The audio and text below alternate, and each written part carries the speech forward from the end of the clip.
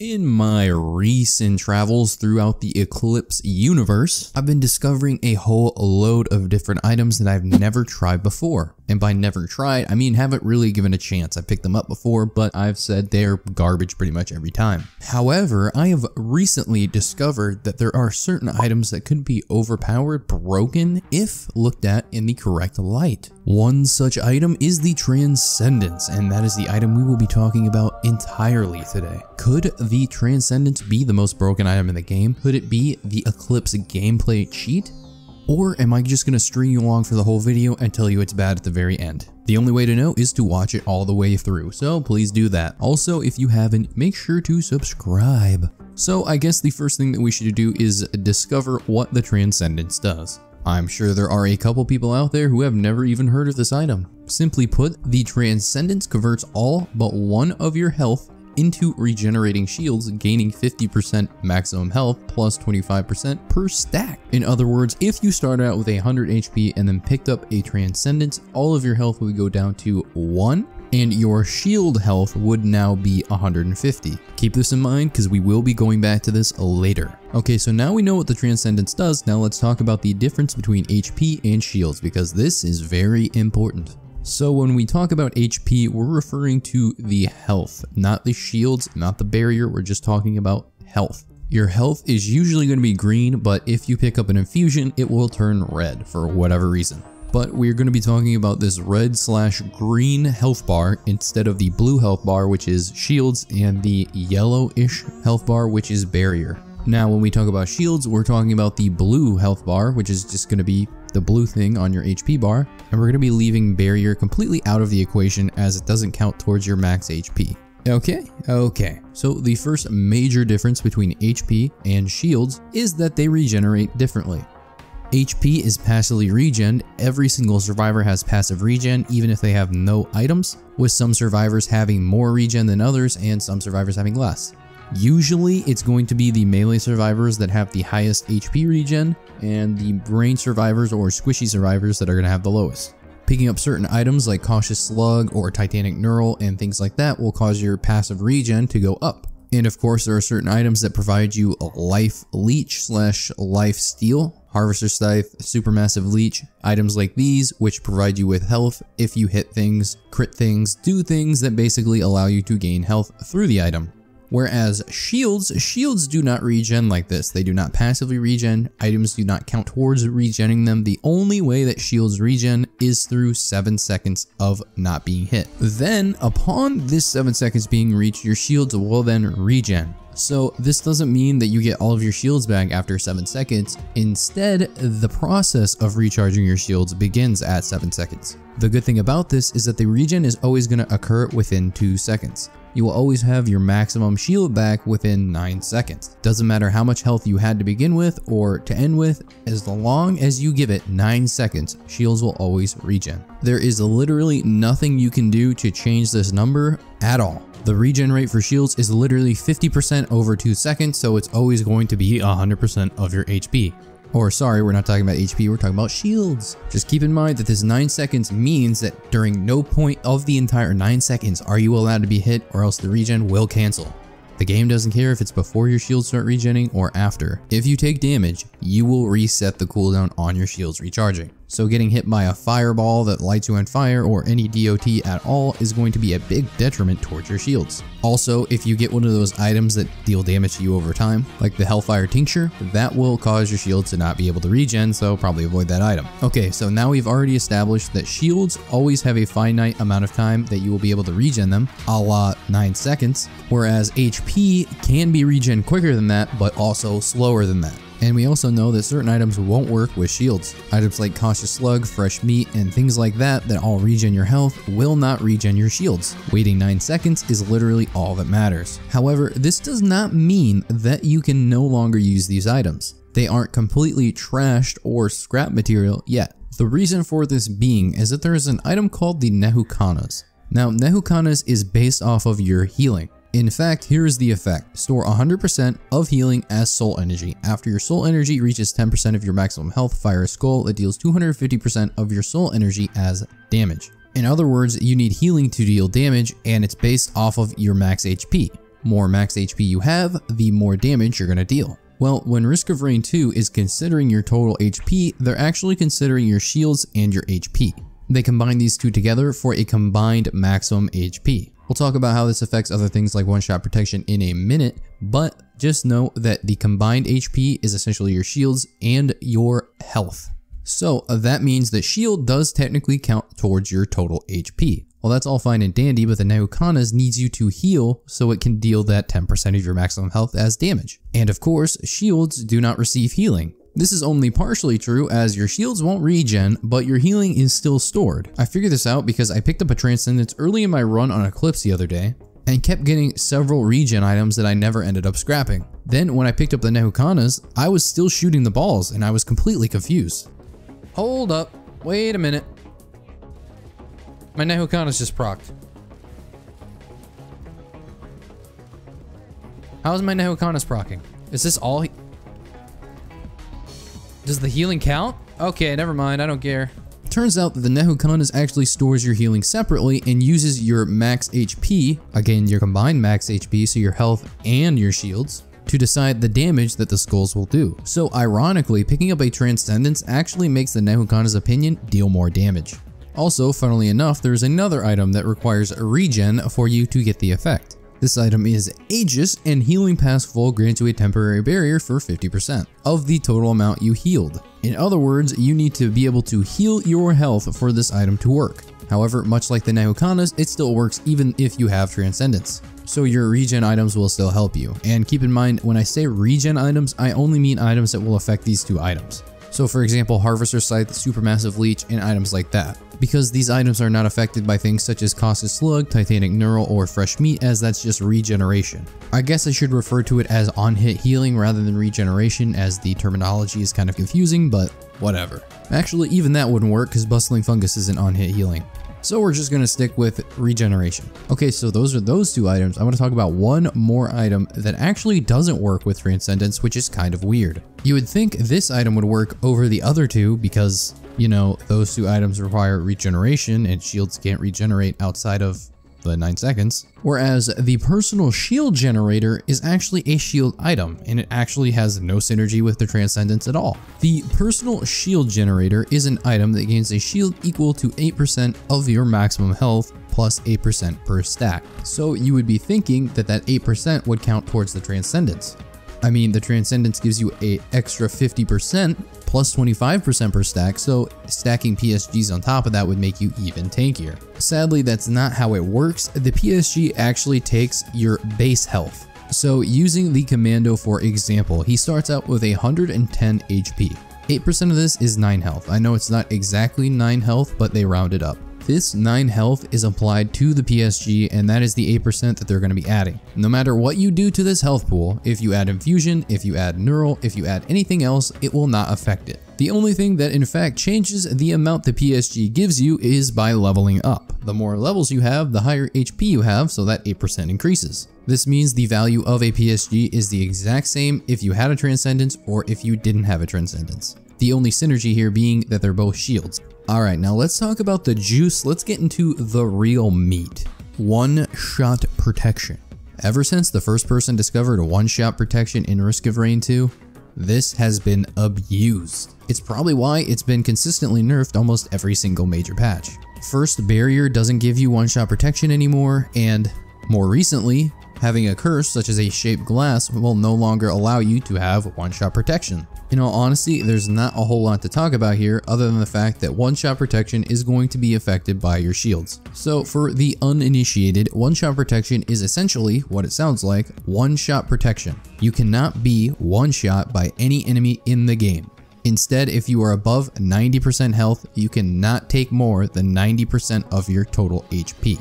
So if you are at 100 health, for example, this is your max HP, and you got hit by like a stone titan or stone golem that did 1000 damage in one single shot. Instead of instantly dying, you would instead take 90 damage, putting you at 10 health or 10% of your total HP. If you had 50 barrier, so to speak, so you had 150 health on your health bar, you would still go down to that 10 health or 10% of your total HP. Again, because barrier does not count towards your total HP. Once you are at this 10 HP or 10%, your one-shot protection is now gone because you're below the 90% health threshold. Now, getting back to that 90% health threshold could take a variety of different ways. You could be regenning it passively, and if you have no items, it's going to take a very, very long time for this to happen, so you'll have to play it safe for a long time. If instead you had a bunch of a life leech, let's say a supermassive leech, or you had a harvester scythe, you would need to continually hit enemies to gain your HP back. If you did a bunch of damage or had a lot of crit, this could happen insanely fast. Maybe it takes 1 second, maybe it takes 4 seconds, but usually it's going to be pretty quick if you have those two items.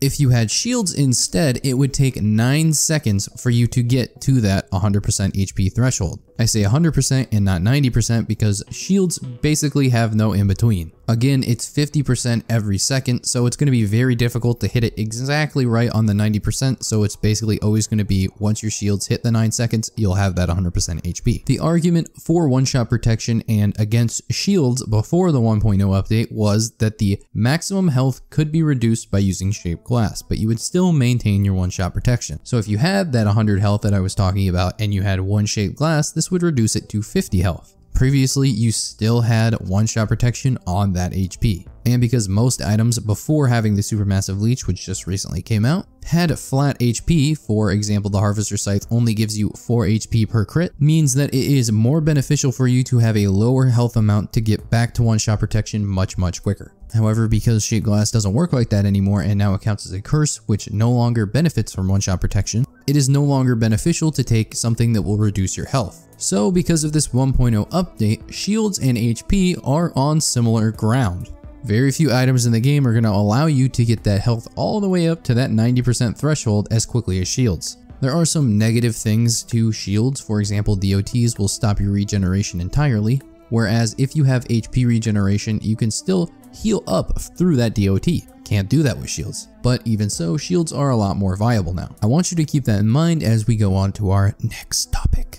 Okay, so the previous sections were kind of a little bit about shields and not exactly 100% about Transcendence, but this is going to be what sells you on the Transcendence. So again, remember that the Transcendence converts all of your HP and then gives you a 50% extra bonus to that HP, which is turned entirely into shields. Fall damage, conveniently enough, is actually calculated based off of your HP. So this is your green HP bar or your red HP bar if you have an infusion, and not your shields.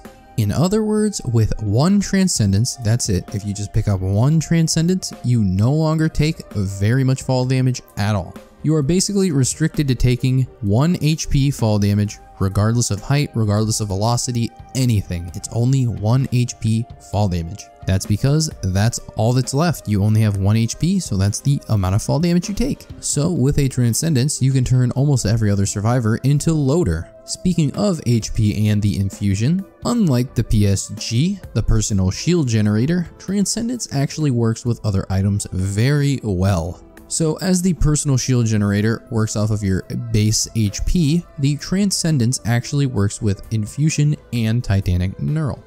Titanic Neural gives you about 40 extra HP per stack, which the Transcendence will actually use when converting your HP into shield. Also, the infusion, which usually gives you 100 HP per stack, will now give you 150 HP per stack. And instead of this being turned into your green/red health, this will turn directly into your shields. The more Transcendences you have, the more infusion and Titanic Neural will do for you. And remember, it doesn't matter how much HP that you turn into shields. Even if you have 10k shields, it will only take 9 seconds to regenerate all of it. You cannot say that about HP. It's almost impossible to ever, number one, get that HP, but also ever regain that through lifesteal. Now, why am I telling you all of this? Why am I trying to make a case for the Transcendence? Well, the reason is that the Eclipse meta is here and most people are playing Eclipse. A lot, actually. And by most, I mean not really that many. I just see a couple people doing it, YouTubers, Twitchers, etc.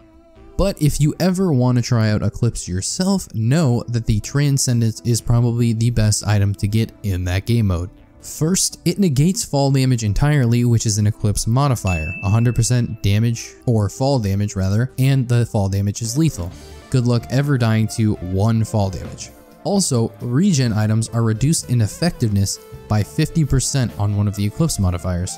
Guess what type of item or what type of HP does not care about this? That's right, the shields. And of course, the starting Eclipse modifier, start every stage at minus 50% health, will only last for 9 seconds because you'll immediately regen that all the way back up. So there you have it. If you ever see a Transcendence on Eclipse, broken item, pick it up. I guess that's kind of the video right there, as we were going to discuss whether or not the Transcendence is OP, and I'm saying it is, so kind of anticlimactic, right? Sort of, but we're going to extend this a little bit longer by talking about certain items that will work really well with the Transcendence, and what survivors you should go this on, and what survivors you should avoid this on. First, let's go over the item synergies real quick. And you might be thinking, wow, hasn't this guy already talked about item synergies? Why do we need to hear this again? Well, truth is, I'm probably going to be putting timestamps on the video, so there's going to be a lot of people who skip to this section and don't read the entire thing, or watch the entire thing. And if you're one of those people, just know that you need to subscribe. Okay, so item synergies. Stealth kits, #1 item synergy I can describe to you. It is the best item that you can pair with shields in general. Let me tell you what I mean. The Old War Stealth Kit, chance on taking damage to gain 40% movement speed and invisibility for 3 seconds, plus 1.5 seconds per stack. In other words, once you take damage, you will go invisible. Obviously, there's a chance to this, so not every hit's gonna make you go invisible. But once you go invisible, enemies will no longer hit you. This gives you, at 1 stack, 3 seconds of invisibility where you're not gonna be hit by other enemies. Obviously, if you walk into DOT or you're doing some other weird stuff, you're still going to be taking damage. It doesn't make you invincible, just invisible. But for the most part, nothing should be hitting you. You can still shoot, move, do whatever you want in this, but enemies shouldn't be targeting you anymore. With 5 Old War Stealth Kits, you will be invisible for the entire duration of your shield's regeneration. Transcendence, more like translucent. Hashtag not sponsored by Amazon. And of course, there are some other items that go really well with this as well. The personal shield generator obviously has some synergy. It doesn't really benefit from the extra health Transcendence gives you, but it is a shield, so there is no point in not getting it. The infusion gives you more health because you have a Transcendence. So with 1 stack of the Transcendence and 1 infusion, you get 150 HP rather than the base 100 that the infusion gives you. And stacking more Transcendences will give you more bonus health from the infusion. Same thing with the Titanic Knurl, the bonus health it gives you is actually affected by Transcendence, so you'll be getting more bang for your buck. Obviously, you'll be getting rid of the HP regeneration that the Titanic Knurl gives you, but it's not that much in the first place. Also, one thing that I forgot to mention, but I'm going to mention here because, wow, random Easter egg. Malachite Elites will no longer be able to affect you if you have shields. Shields don't count as regeneration, so Malachite enemies are going to have to sit in the corner and cry because you just countered them completely with this item. Alright, back on to the item synergies. I think the only other one that I can think of is the Strides of Heresy, which allows you to fade away, becoming intangible and gaining 30% movement speed, heal for 18% of your maximum health, lasts 3 seconds plus 3 per stack. So obviously most of that doesn't really do anything for you as a shield person. However, you are intangible for 3 seconds plus 3 per stack. If you're not already picking up what I'm putting down, essentially you can't be hit for this duration, so you have extra time to regenerate your shields. If you have an Old War Stealth Kit, pairing this together gives you a total of 6 seconds of not being able to be hit. I mean, well, technically you can still be hit with the Old War Stealth Kit, but you know what I'm saying. And I think that's about it for the item synergies. So here's some extra bonus Easter egg content for you. Some item D-synergy with the Transcendence include anything that have a % HP bonus. Bustling Fungus, Foreign Fruit, anything that is based off of a % of your HP will not work with the Transcendence. They will heal you for 1 HP every single time. Because again, you have 1 HP, 1 green/red health, and the rest of it is shield. So anything that's based off of that form of HP will not work with Transcendence. Let's finally talk about the survivors that you should get this on and survivors you should avoid this on. The first part is actually pretty simple. The survivors you want to get this on are basically every single survivor except for 2, maybe 3 depending on if you play melee acrid. So obviously tankier survivors are going to be better with the item as they are going to have more benefit from having the Transcendence. The tankiest survivor in the game being Multi, which is actually kind of funny because he is also a range survivor and not melee, so that means he doesn't have to really worry about being in melee range. On God, I know some of you are going to be like, wait, I play Power Saw Multi. And to that I say, can you pass me your brain cells, because you're obviously not using them.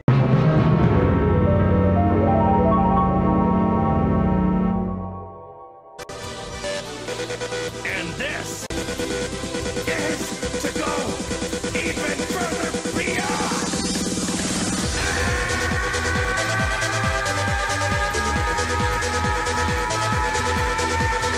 For the other melee survivors, this being Loader and Mercenary, the Loader is pretty tanky, might be the second tankiest in the game, I believe, right alongside Acrid, so she benefits a lot from having the extra HP. Acrid does as well, but again, if you play melee Acrid and you're relying on his regeneration, you probably don't want to be running shields. A pretty weird thing to do. Now, Mercenary had his health pool nerfed pretty recently. He only has 110, which is one of the lowest in the game. Still, he does benefit from Transcendence because he has so many iframes, which essentially mean invincibility frames, which means he can't be hurt during the duration of these frames. And now for the two survivors that are complete and utter dog poop with the Transcendence. The first one is the Engineer. Obviously, the Engineer probably doesn't want to be running the Transcendence as his turrets get them.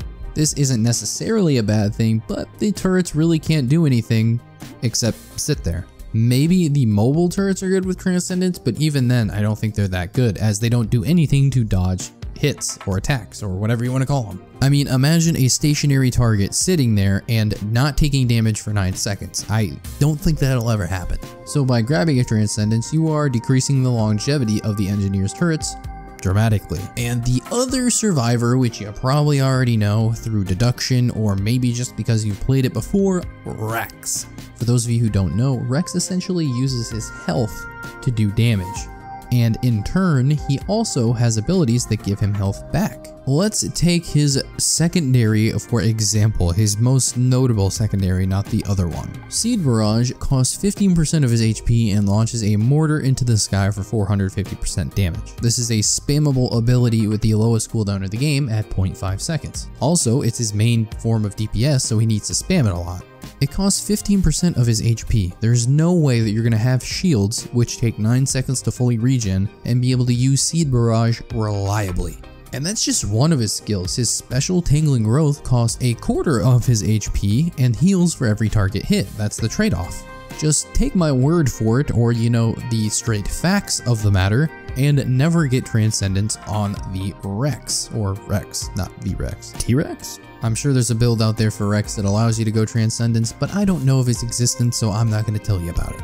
Okay, so that's it. This is me trying to sell you on the Transcendence, and yes, it is overpowered and broken. The Shaped Glass reigned supreme last patch, but now it's time to usher in the era of the bug. Shield gamers, rise up, it is our time to shine. If you like this video, make sure to give it a like, and if you really like the video, then you can go down there and hit the subscribe button. If you got any questions for me about the video or just in general anything going on, you know, leave it down there. Hope you enjoyed and have a good day.